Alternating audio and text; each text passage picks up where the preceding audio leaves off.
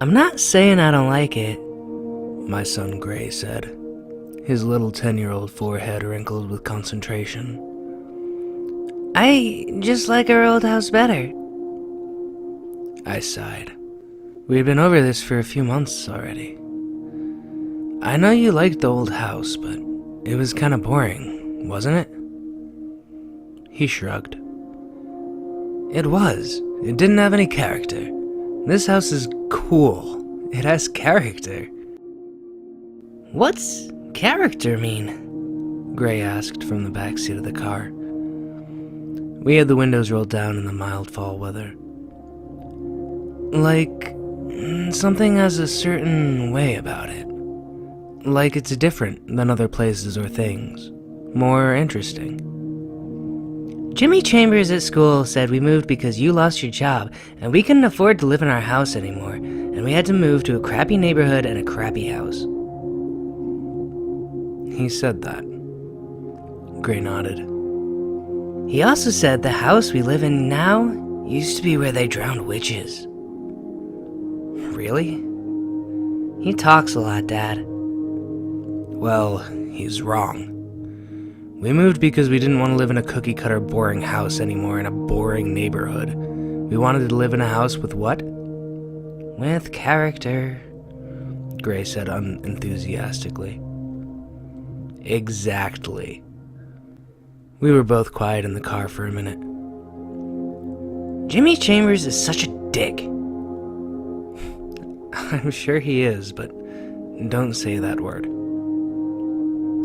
Jimmy Chambers might have been a dick, but he was right. The only reason we moved was because we couldn't afford the house. I had lost my job when my company went under a massive restructuring. That's code for firing lots of people at once. I was one of those people. In an afternoon, I went from recently widowed yet still stable dad of 2 kids to an unemployed and increasingly desperate complete wreck. All I could think to do was downsize. Sell the house, sell the SUV, sell the timeshare, cancel the cable, the internet, anything I could think of to stop the financial hemorrhaging. I bought the house on Patterson Street using my severance for a down payment, and thanks to the hours I picked up consulting, I was still able to keep Gray and his sister Sophie in private school. Don't let me fool you. It's not like the transition went smoothly. Gray started failing classes, and the guidance counselor was politely suggesting to me Sophie needed to be put on medication. On top of that, the neighborhood was lousy, and the house needed constant work. Something was always breaking and needed to be replaced or painted or jury-rigged into working again. And any free time I had went into trying to ensure the house wasn't going to collapse while we slept. I didn't mind all the repairs, though. Working on the house all the time stopped me from thinking about Isabel. She was dead for a year in that upcoming winter. I still hadn't managed to even start to get used to it. Life had just started to make sense, and then death came in, obsessed with its need to fuck everything up. So I painted the house after the kids went to sleep. I repaired the front stairs while they played in the backyard. I ripped up carpets and refinished floors, and everything I did was an effort to exorcise the ghost of her from my memories. And that's how I found the mold. Mold is pretty. It's gross and it's weird and destructive, but it's pretty. Not pretty like a sunset or a painting, but pretty like an alien would be. It's some kind of life, some sort of aesthetic that is jarring and foreign, but very recognizable. To look at the burst and pink glimmer that is a mold spore is to understand life and death go a lot deeper than you think. That's what I realized when I pulled out the floor in the bathroom and found that the entire space underneath was webbed with flowery mold. The bathroom must have flooded, I assumed, and only the top layer was replaced. allowing the mold to flourish in its wet kingdom below. Research online said I wouldn't be able to get rid of it, although it did also helpfully let me know that it was a toxin that could irrevocably damage my children. The best part about being a parent in the modern world is to know just how bad your kids are getting screwed and that you can't make it better because you don't have enough money. It's a lovely feeling, I assure you. I decided there wasn't much I could do about the subfloor in the bathroom. I put down the cheap flooring I bought and tried not to worry about it. But at night, alone in my bed, staring at the ceiling, I couldn't help but wonder how much mold was hiding in there. Just how many strands of ropey growths were blossoming in between the drywall. Luckily, I had other things to worry about. Sophie had finally gone on Adderall and was sleeping like a gerbil on meth. Every night she would wake me with different scenarios. Sometimes it was with hideous nightmares. The monster was eating my eyes, and my eyes could still see the monster's stomach as it swallowed me, and then the monster pretended to be me, and no one could tell. Sometimes, total freakouts. Are all the polar bears gonna die before I ever get to see them? But most often, it was just sad. Will I ever see Mom again? One night, after I put her to bed, I saw a light on underneath Gray's door. I tapped lightly. "Gray?" I asked. "You okay?" He didn't answer, but there was the sound of a great scuffling in his room, as if he was trying to quickly move something. Perplexed and exhausted, I opened the door and stepped into his room. Gray was sitting on the carpet in front of his wall, facing me. He looked guilty. "Hi, Dad," he said. I couldn't get over how much he looked like Isabel sometimes. The same gray eyes and alert posture. He even loved art like she did. And he used some of her old sketchbooks. "Hi," I said back. I could tell he had been up for a while. "So, what you doing?" Nothing," he said. "Okay, well, let's get back to doing nothing in bed, okay? Tomorrow's a school day." "I heard Sophie up." "She was having a nightmare." "She was still up. That counts." "Life's not fair, Gray. Let's do this." He hesitated and then stood up. Behind him, I saw why he had been so reluctant to move. He had peeled off part of the wall to reveal layers of spongy black cloud moss. "Gray," I managed. "What are you doing?" He shrugged and looked at the ground. "I'm sorry, Dad." I walked over.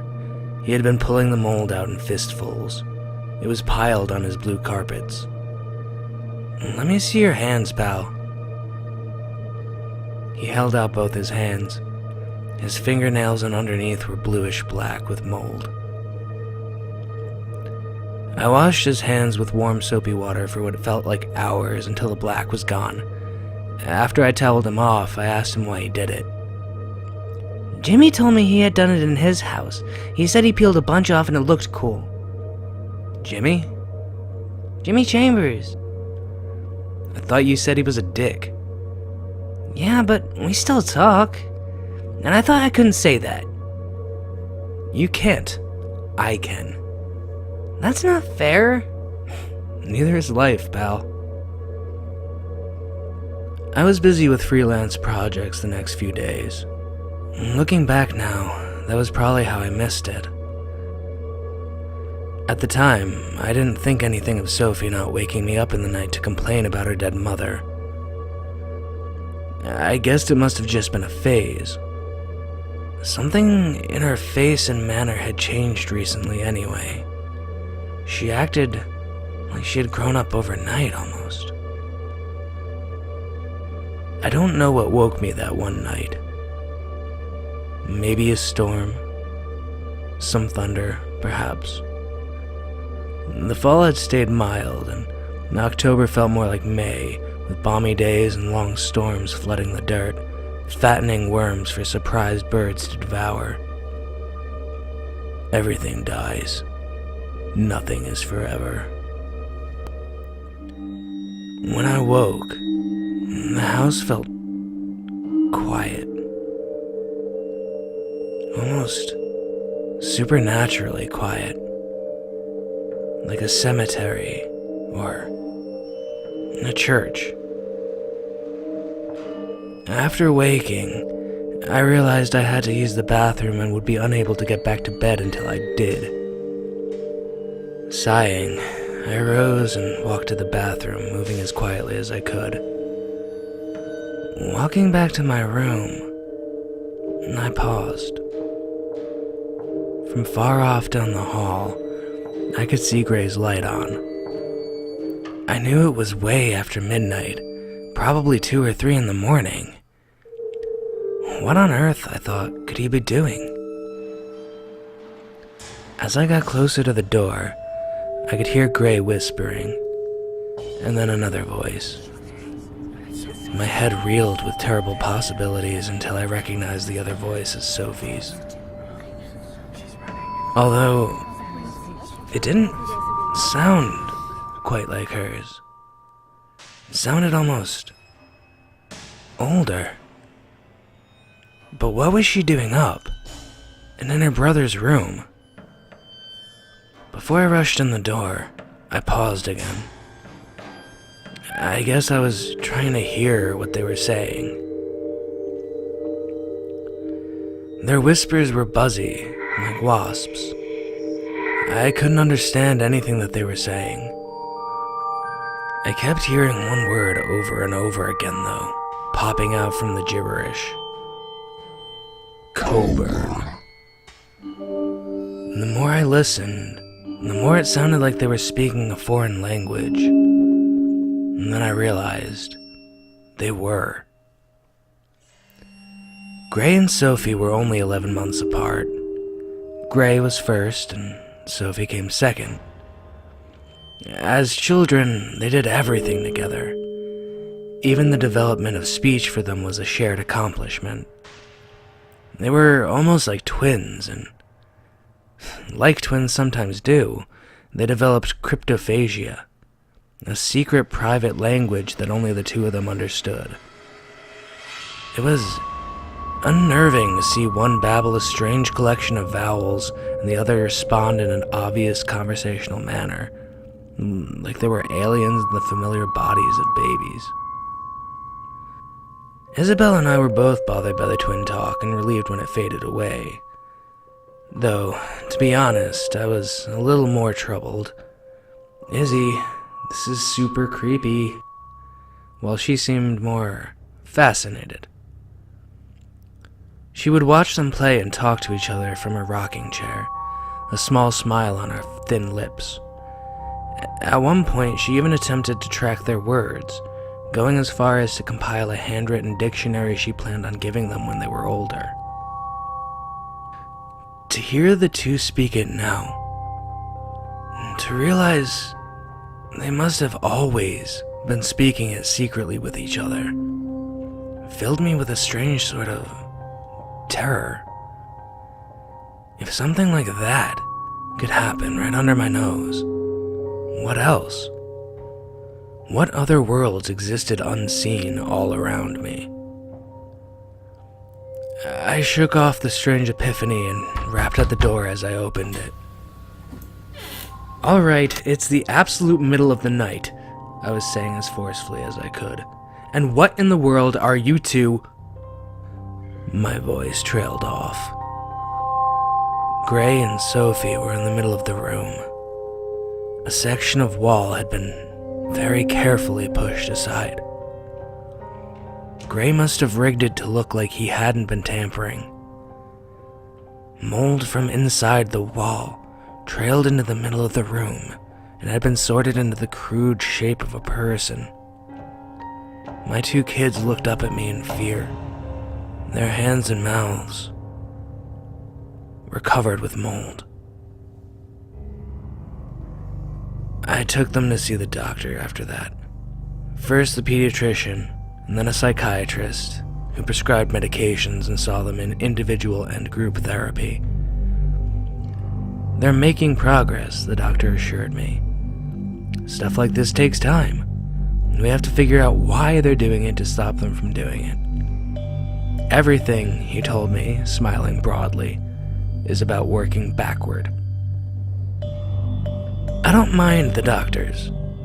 The office visits were just something I added to my day. Pick the kids up for school, grab some food, take them to appointments. I sat in waiting rooms and emailed clients and tried to pretend everything was normal. It wasn't. I had found the dictionary my wife made, the one of their secret language. Coburn was in there. According to what Isabel had been able to figure out, it meant to return, come back. It was what the children used to say when the goldfish died and had to be taken out of the tank and flushed. The 2 would stand above the toilet in the bathroom, little tears in their eyes, waving at the bright yellow body spiraling away to the sea. Coburn, they would say, in eerie harmony. Coburn. This was when I began to see it everywhere. At the top of a wall, at the edge of a door, in bread, on fruit. Mold. It wasn't really there, of course. If I actually looked at the object, there wouldn't be any mold on it. But everything seemed contaminated and rotting. If I touched bread, it felt furry and trembling with spores. If the kids were getting better, like their doctor insisted they were, and like they seemed to be, I wasn't. If anything, I was getting worse. In early December, my phone rang. It was the school. Gray had been in a fight. Could I come down and discuss it? No matter how old you are, being in the principal's office sucks. I squirmed in my chair as Principal Garrison went into a lecture regarding the vastly inappropriate behavior of my son. I stared at his mustache as he droned away. Gray didn't sound like the kid he was describing, hitting another kid in the face with a tray in the cafeteria. He must have been pushed. Maybe the other kid had been bullying him. When I suggested that, Garrison raised his not inconsequential eyebrows. I must say, Mr. Stevens, that Gray has not been bullied. How can you be sure? Because we've been keeping an eye on the situation and had been planning to talk with you soon. You see, it isn't Gray that's being bullied. In fact, Gray is the bully. He rattled off stories after that.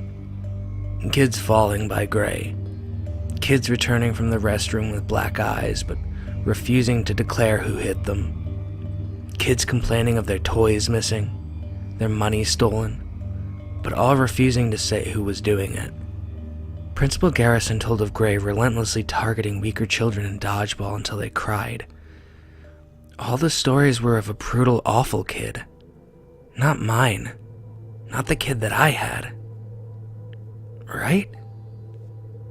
In the end, I apologized to Principal Garrison and said I'd take care of everything. Garrison said Gray would be suspended for 1 week, and if anything happened like that again, Gray was gone. The two of us drove home in silence. Sophie was still in class. We'd go back to pick her up when school was out. When we were nearly home, I turned to look at him in the back seat. "Why'd you do it?" I asked. He sighed and looked at his feet. "Jimmy Chambers told me to do it." "Jimmy Chambers? Jimmy Chambers?" My voice raised an octave. "God damn it, why are you listening to Jimmy Chambers?" "I don't know, Dad." "Jimmy Chambers can eat a bag of dicks, and I am going to tell his father that." I slammed on the brakes and turned around to face Gray. "Now, how do I get to his parents' house from here?" I parked in front of Jimmy Chambers' parents' house and stormed across their massive green suburban lawn. I wasn't really sure what I was going to say, but the inchoate rage that had been building in me for months felt primed for release. I saw a kid Gray's age shooting hoops in the basketball court that they had at the end of the driveway.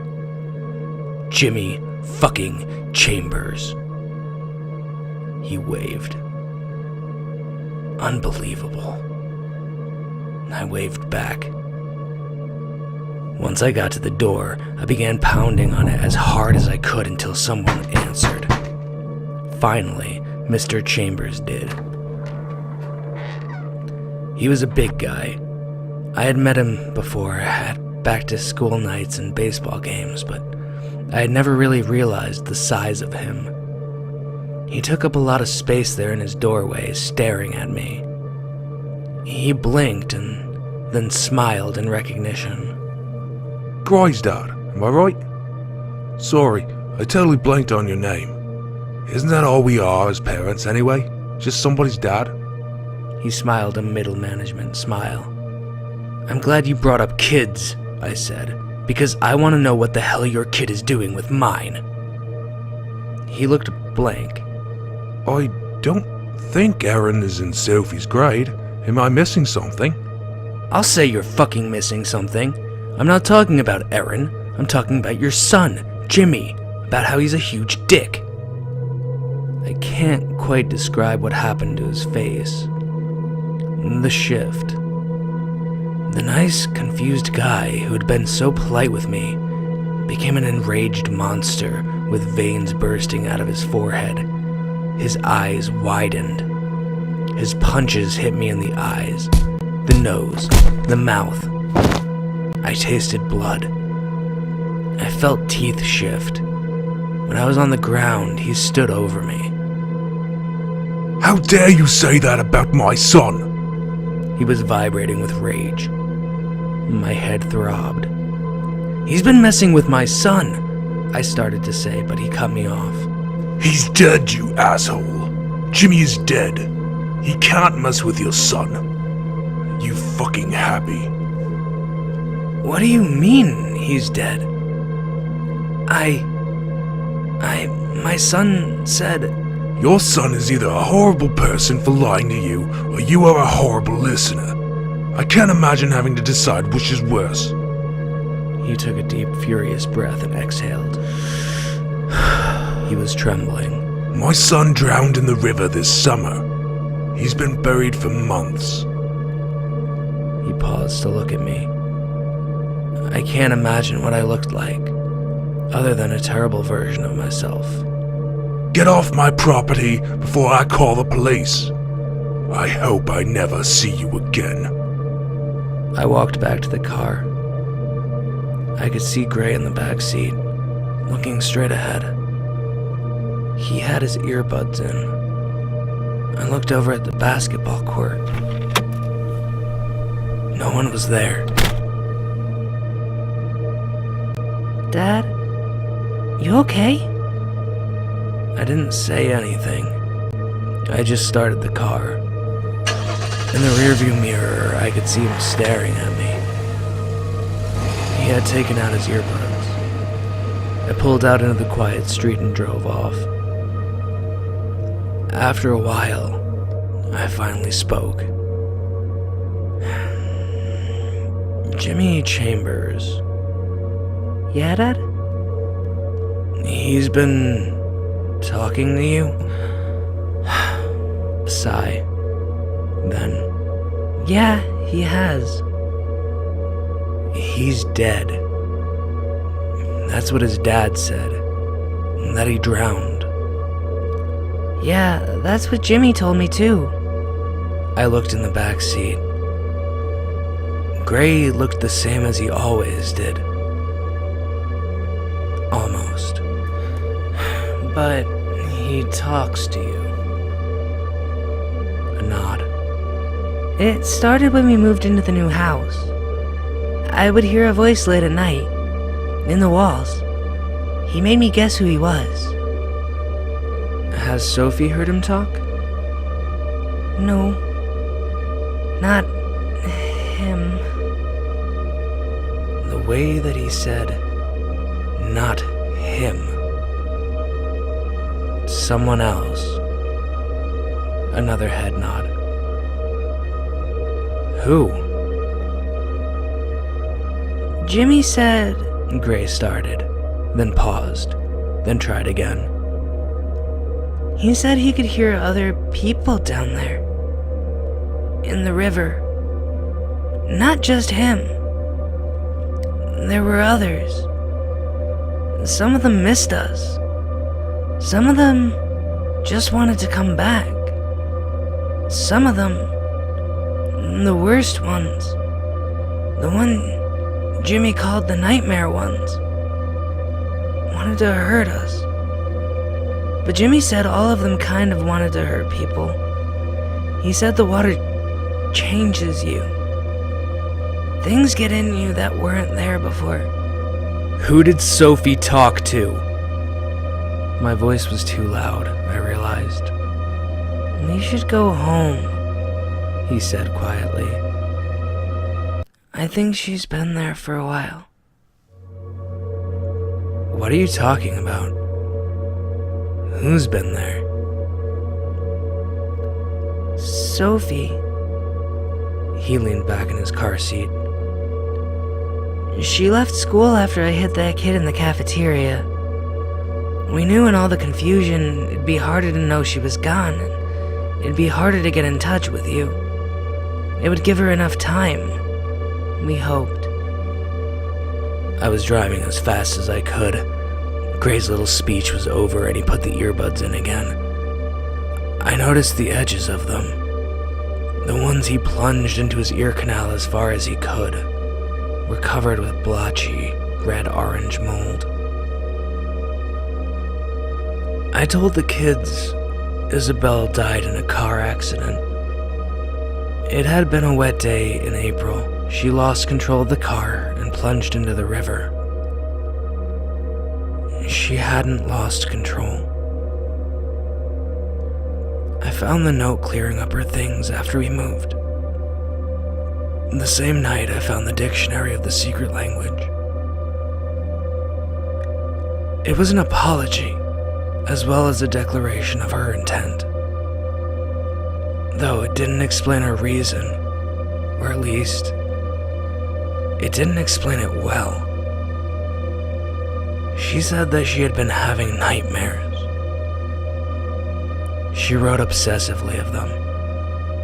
Horrible and constant dreams of an awful woman in a strange, terrible house filled with disease. She said the dreams kept happening, that they felt like they would never stop, that she wanted to tell me about it, but every time she tried, her words went missing. I remember her in the weeks before she died, complaining that she kept forgetting what she was going to say. She wrote that she didn't understand what was going on, but she felt that she had to escape. She begged me to forgive her. A few weeks after we had moved, I found a notebook she had occasionally drawn in. I flipped through, smiling at some of the sketches. Most of it was a drawing of trees, flowers, clouds. Then, halfway through, a new subject appeared. The house we had just moved into after her death. There were hundreds and hundreds of drawings of the house. Over and over again. Bigger and smaller.